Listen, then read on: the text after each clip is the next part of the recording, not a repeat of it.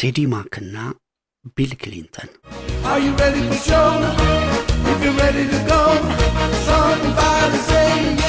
ከሚኖርበት ከተማ ወደ ዋሽንግተን ሲጓዝ በመኪናው ውስጥ በWPFW 89.3 FM ሬዲዮ ጣቢያ ላይ የጃዝ ሙዚቃ እያዳመጠ ነበር።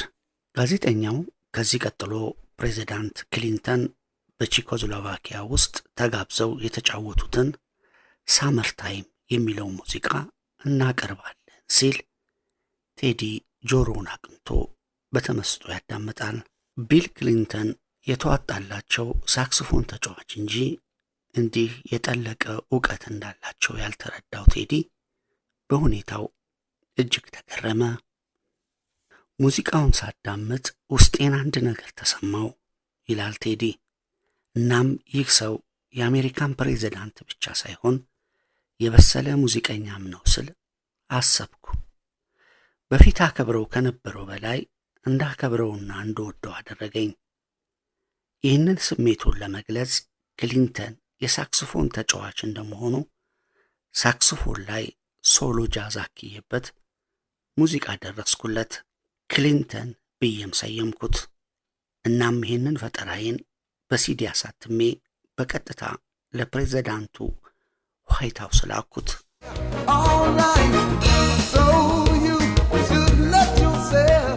ፕሬዝዳንት ክሊንተን ማለት በአድራሻው በቀን 16,000 ፖስታ የሚደርሰው ሰው ነው።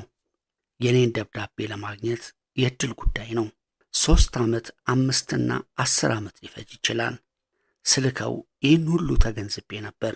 ምክንያቱም በሕይወቴ የሰው ልጅ የሚመኘውን ለማግኘት ከጣረ ከለፋ ከግቡ የማይደርስበት ምንም ምክንያት አይኖርም የሚል እምነት ነው ያለኝ። ይሁንና ሙዚቃውን ሳዘጋጀው አንድ አይነት በቃላት ለጊዜው ልገልጸው ማልችለው መንፈሳዊ ኃይል ያለበትም ይመስለኛል። የእግዚአብሔር ፈቃዱም ሆኖ ነው ማለቱ ይቀለኛል። የሚገርመው ነገር ሲዲውን በላኩት በ15ኛው ቀን መልስ ደረሰኝ። ለቃለ ምልልስም በWPFW ሬዲዮ ጣቢያ ተጠርቼ ኢንተርቪው ሰጠሁ። ቴዎድሮስ መኮንን ለበቀለበት ማህበረሰብ የኩራት ክብር ምንጭ፣ የማንነቱ ወካይ ባህሪ የመሆን ብቃትን ለአሜሪካ ፕሬዝዳንት ያስመሰከረበትን አጋጣሚ ነበር የነገርናችሁ።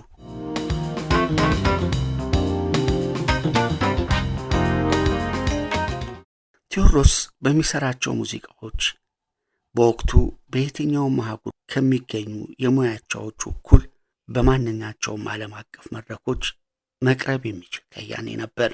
አያሌ የባህር ማዶ ጋዜጦችና መጽሔቶች ለበርካታ ጊዜያት በየአምዶቻቸው በስፋት የዘገቡለትና በለንደን በአፍሪካ ዓለም አቀፍ የሙዚቃ ውድድር 3ኛ የወጣው የአስቴር አወቀን ኤቦ የተሰኘውን ዜማ ቅንብሩ የመጠበቢያ ዘዴዎቹን እያገለባበጡ በተመሳሳይ ሙዚቃ ሳያነሁሉን ለነበሩት አብዛኛዎቹ የዛን ዘመን ሙዚቀኞች ሙዚቃችን እንዲህ ሊበለጽግ እንደሚችል ያሳየ ሰው ነበር።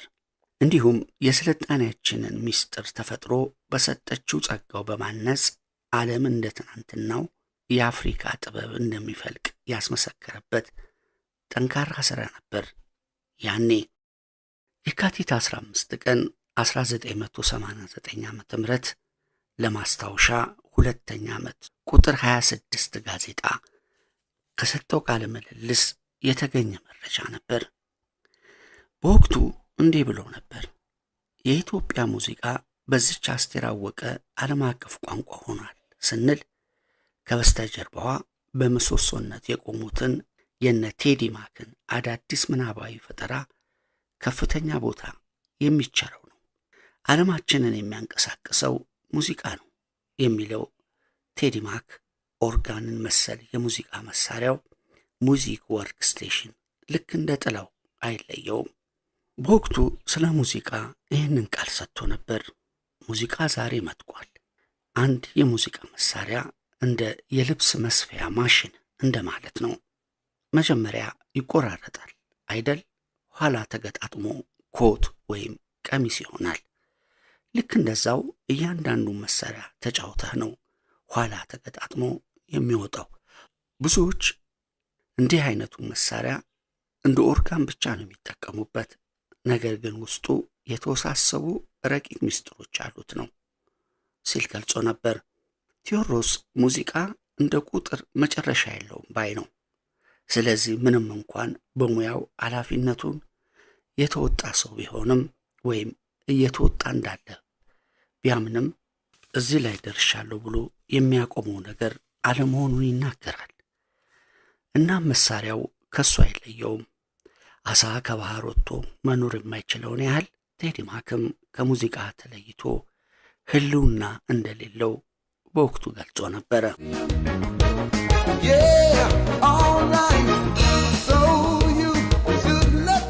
ቴዎድሮስ መኮንን የሙዚቃው ፍቅሩ ገና የ8 ዓመት ብላቴና ሳለ ጀምሮ ነው።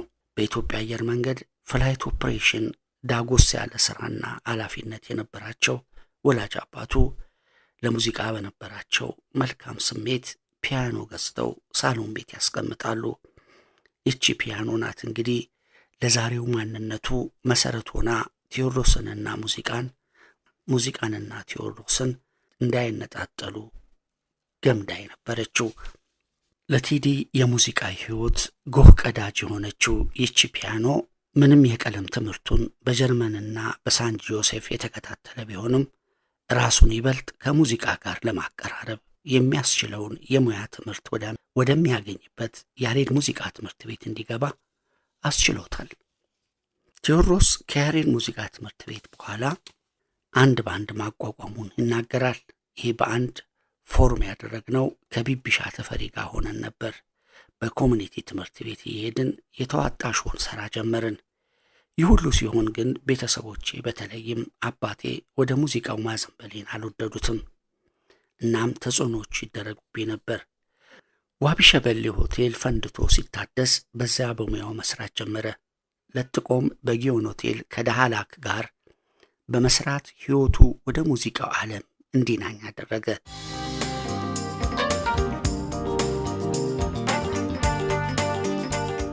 አንድ ቅዳሜ ምሽት በዚሁ ጊዮን ሆቴል ከባንዱ ጋር እየሰራ ሳለ ያጋጠመው ክስተት ደግሞ ሙዚቃን ውስጣዊ ስሜት ከመወጫነት ባሻገር ዓለም አቀፍ የሙያው ሰው ሆኖ እሱንም ሆነ ሀገሩን የሚያስጠራበት የተስፋ ችቦ በልቡ እንዲቀጣጠል አደረገው።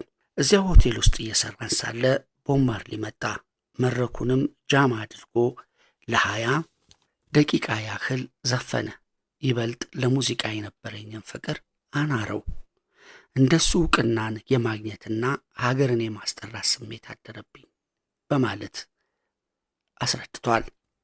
በጊዮን ጥቂት ጊዜ ከሰራ በኋላ ወደ ዋቢ ሸበሌ ተመልሶ በመሄድ ለታምራት ፈረንጅና ለአስቴር አወቀ የመጀመሪያ ሸክላ ይቀምራል። በዚህ ብቻ ሳይወሰን የሂሩት በቀለ፣ አለማየሁ እሸቴ፣ ማህሙድ አህሙድ ሙዚቃዎችን አቀናብሯል። እነዚህ የቴዎድሮስ መኮንን የብዕር ስራዎች እሱ በውስጡ ያለውን የሙዚቃ ተሰጥኦ በእማኝነት በውል አስመስክረውለት ነበር። ኤፍሬም ታምሩ ለመጀመሪያ ጊዜ ከሰሜን አሜሪካ የላከው ሰላም ልበለው አይንሽን የተሰኘው ካሴት የሙዚቃ ቅንጅት የተሰራው በቴዲ ማክ ነው። በ1990 እንደ አውሮፓውያን አቆጣጠር ያልቶ ኩል የሙዚቃ ቅንብር አቅርቧል። ከጥላሁን ገሰሰ ጋር የመጀመሪያዎቹን 2 ኮምፓክት ዲስኮች 10 ያህሉ እንዲሁም ወገን አለኝ የሚለውን ሲዲ እሱና በጋዝ ክብረ ወርቅ 5 ዘፈኖችን በመውሰድ እና አይከዳሽም ልቤ፣ አካም ነጉማ፣ ሰውን መውደድና ሌሎችንም በፊት ከተሰራው በተሻለ አበጃጅቶ ከሽኗል። ምኒልክ ወሰናቸው በሲዲ ካስቀረጸው ጋሽ ጀንበሬ፣ የሐረር ወጣት፣ ፍቅርሽ አይረጅም፣ እኔ ውሸቴን ነው የተሰኙ በሌሎች ድምፃውያንም የተዘሙ ለቁጥር አታካች የሆኑ ስራዎች ከውኗል። ቴዲ ማክ በሙዚቃ በቆየባቸው ዓመታት ሁሉ ያከናወናቸው ወይም ያቀናበራቸው የሙዚቃ ስራዎች በርካቶች ናቸው። ቴዲ በአሁኑ ሰዓት ከሙዚቃው ዓለም ራሱን አግልሎ በመንፈሳዊ ህይወት ውስጥ እየኖረ ይገኛል። ስራዎቹ ግን አሁንም ይታወሳሉ።